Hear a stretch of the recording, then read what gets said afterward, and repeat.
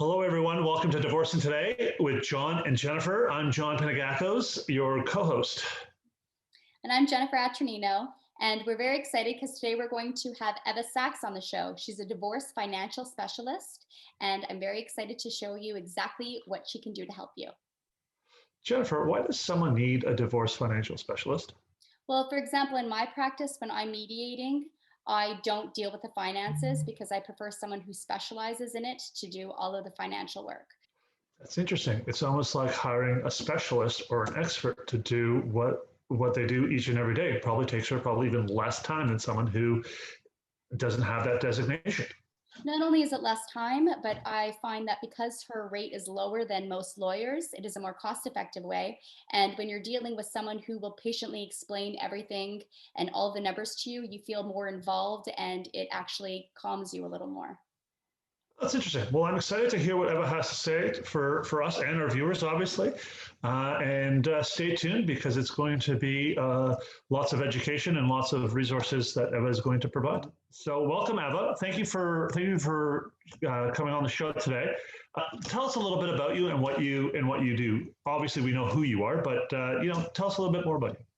So thanks very much, and thanks for having me on your show. So I'm Eva Sachs. I'm a certified divorce financial analyst, and I'm a chartered financial divorce specialist. So what the heck does that mean? It really means I deal with the financial issues in separation and divorce, and I provide people with as much guidance and clarity and confidence for them to understand the financial impact of what they're going through.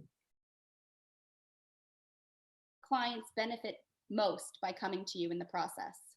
Well, I think they benefit at any time, frankly, but I think they benefit the most at the very beginning because they've got so many unknowns. And I think a good part of what I do is sort of lay the groundwork of what this is going to look like.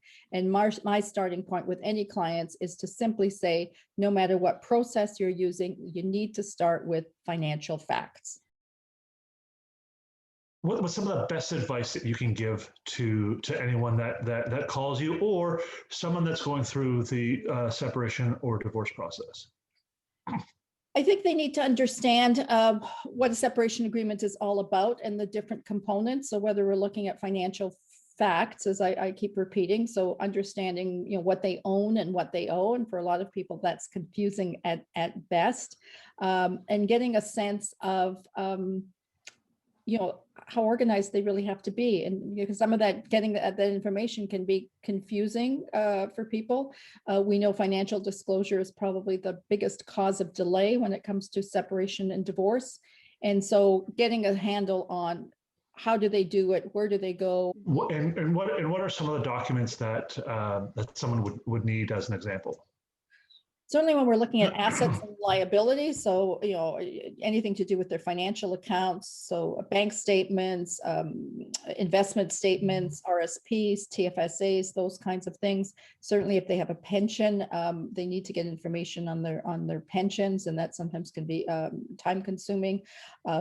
If they own a property, if they own a house or even investment properties, getting some kind of valuation in terms of those properties. And on the debt side, mortgage information, lines of credit information, credit card balances, and any other perhaps outstanding loans that they have, money that they owe. Revenue Canada sometimes is something that they forget about.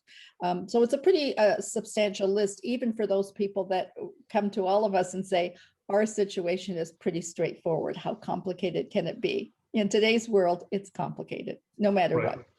Absolutely. And in your experience, what is the biggest mistake that people make? I'll go back to, again, it's a combination of being organized and not taking accountability for what they can be doing, right? So if they think, gee, divorce is just going to happen, I'm just going to turn this over to a professional, whether it's a lawyer or even somebody like me, and they'll just do it for me.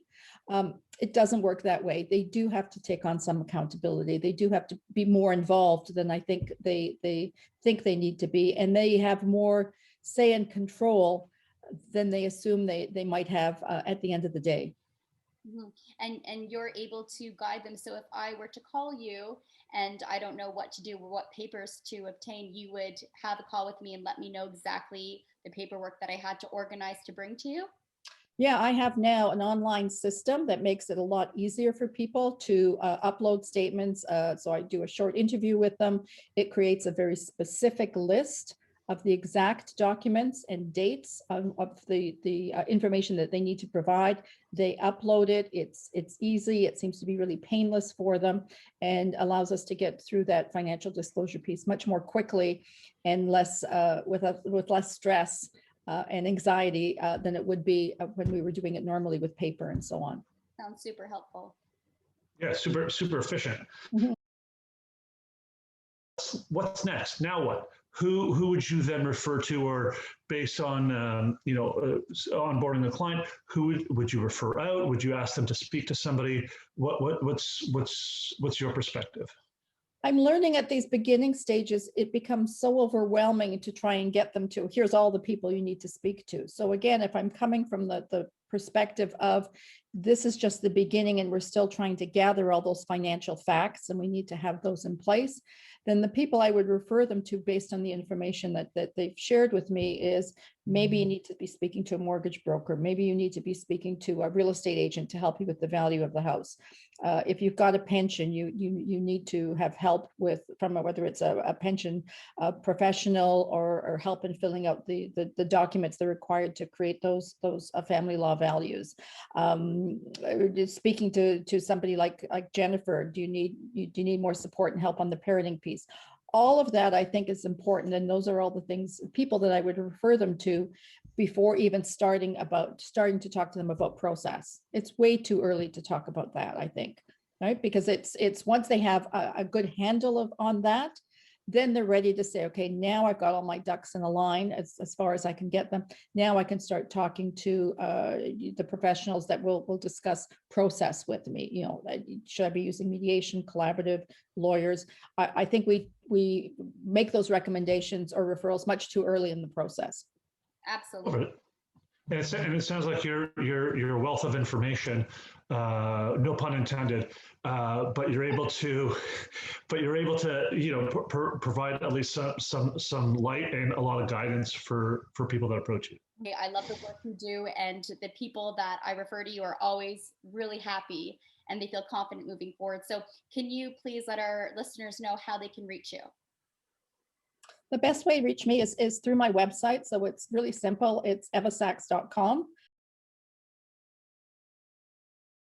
Thanks, Jennifer and John. I think you're doing a great job in getting this information out. So I'm sure your listeners and the general public will be really well informed with everything, all the information that you're trying to provide for them. Thanks, Thanks, Eva. This was great. I hope our viewers learned a lot of information, and feel free to reach out to Eva anytime. She's very approachable and willing to provide information in the divorce process. Thanks, everyone. Tune into next week's episode on Divorcing Today with Jennifer and John.